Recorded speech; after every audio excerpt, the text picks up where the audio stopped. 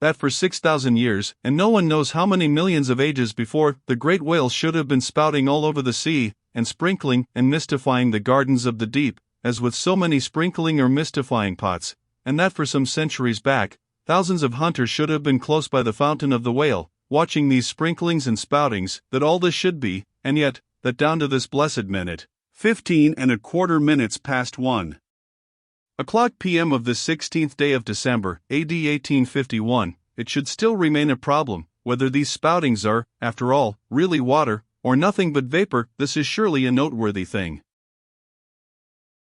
Let us, then, look at this matter, along with some interesting items contingent.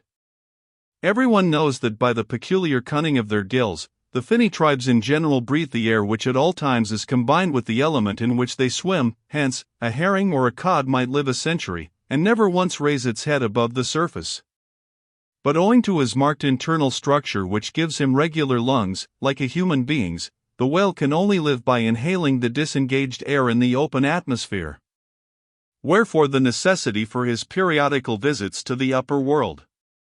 But he cannot in any degree breathe through his mouth, for, in his ordinary attitude, the sperm whale's mouth is buried at least 8 feet beneath the surface, and what is still more, his windpipe has no connection with his mouth. No, he breathes through his spiracle alone, and this is on the top of his head. If I say that in any creature breathing is only a function indispensable to vitality, inasmuch as it withdraws from the air a certain element, which being subsequently brought into contact with the blood imparts to the blood its vivifying principle, I do not think I shall err, though I may possibly use some superfluous scientific words. Assume it, and it follows that if all the blood in a man could be aerated with one breath, he might then seal up his nostrils and not fetch another for a considerable time. That is to say, he would then live without breathing. Anomalous as it may seem, this is precisely the case with the whale, who systematically lives, by intervals, his full hour and more, when at the bottom, without drawing a single breath, or so much as in any way inhaling a particle of air, for, remember, he has no gills. How is this? Between his ribs and on each side of his spine he is supplied with a remarkable involved Cretan labyrinth of vermicelli-like vessels, which vessels, when he quits the surface, are completely distended with oxygenated blood. So that for an hour or more, 1,000 fathoms in the sea, he carries a surplus stock of vitality in him, just as the camel crossing the waterless desert carries a surplus supply of drink for future use in its 4 supplementary stomachs.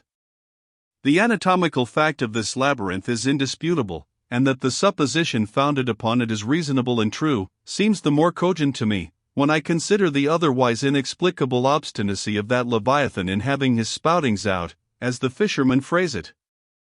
This is what I mean. If unmolested, upon rising to the surface, the sperm whale will continue there for a period of time exactly uniform with all his other unmolested risings. Say he stays 11 minutes, and jets 70 times, that is, respires 70 breaths, then whenever he rises again, he will be sure to have his 70 breaths over again, to a minute. Now, if after he fetches a few breaths you alarm him, so that he sounds, he will be always dodging up again to make good his regular allowance of air. And not till those 70 breaths are told, will he finally go down to stay out his full term below. Remark, however, that in different individuals these rates are different, but in any one they are alike. Now, why should the whale thus insist upon having his spoutings out, unless it be to replenish his reservoir of air descending for good? How obvious is it, too, that this necessity for the whale's rising exposes him to all the fatal hazards of the chase. For not by hook or by net could this vast Leviathan be caught, when sailing 1,000 fathoms beneath the sunlight. Not so much thy skill, then, O hunter, as the great necessities that strike the victory to thee. In man, breathing is incessantly going on, one breath only serving for 2 or 3 pulsations, so that whatever other business he has to attend to, waking or sleeping, breathe he must, or die he will. But the sperm whale only breathes about 1/7 or Sunday of his time. It has been said that the whale only breathes through his spout hole. If it could truthfully be added that his spouts are mixed with water, then I opine we should be furnished with the reason why his sense of smell seems obliterated in him, for the only thing about him that at all answers to his nose is that identical spout hole, and being so clogged with two elements, it could not be expected to have the power of smelling. But owing to the mystery of the spout, whether it be water or whether it be vapor, no absolute certainty can as yet be arrived at on this head. Sure it is, nevertheless, that the sperm whale has no proper olfactories. But what does he want of them? No roses, no violets, no cologne water in the sea. Furthermore, as his windpipe solely opens into the tube of his spouting canal, and as that long canal, like the Grand Erie Canal, is furnished with a sort of locks, that open and shut, for the downward retention of air or the upward exclusion of water, therefore the whale has no voice, unless you insult him by saying, that when he so strangely rumbles, he talks through his nose. But then again, what has the whale to say? Seldom have I known any profound being that had anything to say to this world, unless forced to stammer out something by way of getting a living. Oh! Happy that the world is such an excellent listener. Now, the spouting canal of the sperm whale, chiefly intended as it is for the conveyance of air, and for several feet laid along, horizontally, just beneath the upper surface of his head, and a little to one side, this curious canal is very much like a gas pipe laid down in a city on one side of a street. But the question returns whether this gas pipe is also a water pipe, in other words, whether the spout of the sperm whale is the mere vapor of the exhaled breath, or whether that exhaled breath is mixed with water taken in at the mouth, and discharged through the spiracle. It is certain that the mouth indirectly communicates with the spouting canal, but it cannot be proved that this is for the purpose of discharging water through the spiracle. Because the greatest necessity for so doing would seem to be, when in feeding he accidentally takes in water. But the sperm whale's food is far beneath the surface, and there he cannot spout even if he would. Besides, if you regard him very closely, and time him with your watch, you will find that when unmolested, there is an undeviating rhyme between the periods of his jets and the ordinary periods of respiration. But why pester one with all this reasoning on the subject?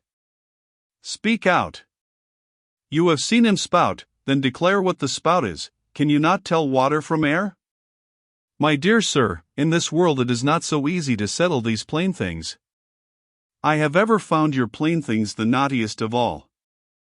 And as for this whale spout, you might almost stand in it, and yet be undecided as to what it is precisely.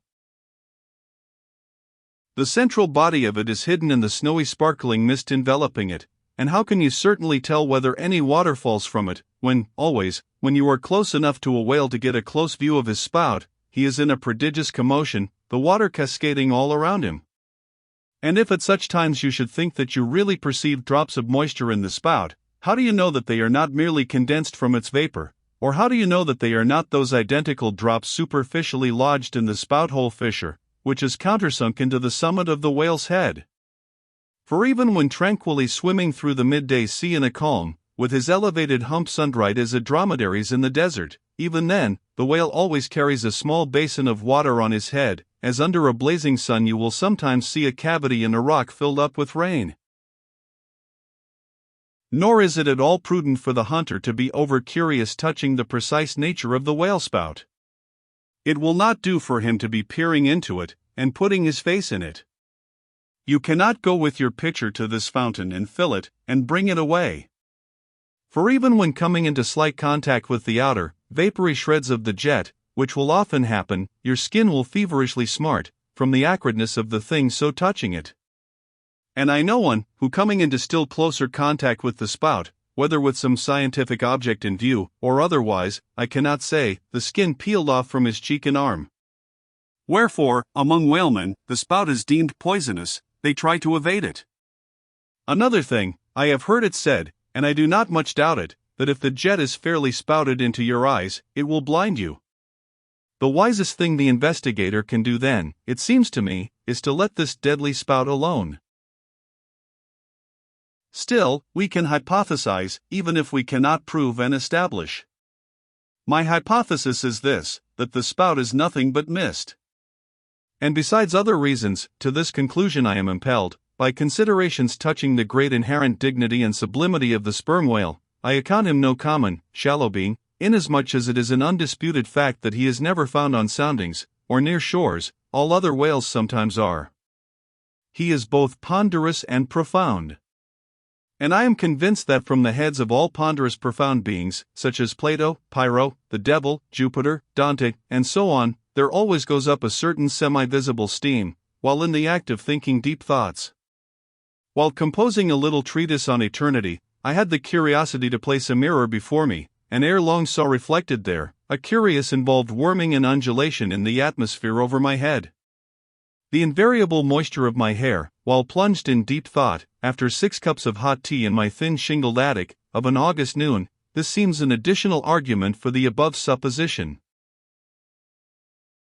And how nobly it raises our conceit of the mighty, misty monster, to behold him solemnly sailing through a calm tropical sea, his vast, mild head overhung by a canopy of vapor, engendered by his incommunicable contemplations, and that vapor, as you will sometimes see it, glorified by a rainbow, as if heaven itself had put its seal upon his thoughts. For, D.C., rainbows do not visit the clear air, they only irradiate vapor. And so, through all the thick mists of the dim doubts in my mind, divine intuitions now and then shoot, enkindling my fog with a heavenly ray. And for this I thank God, for all have doubts, many deny, but doubts or denials, few along with them, have intuitions. Doubts of all things earthly, and intuitions of some things heavenly, this combination makes neither believer nor infidel, but makes a man who regards them both with equal eye.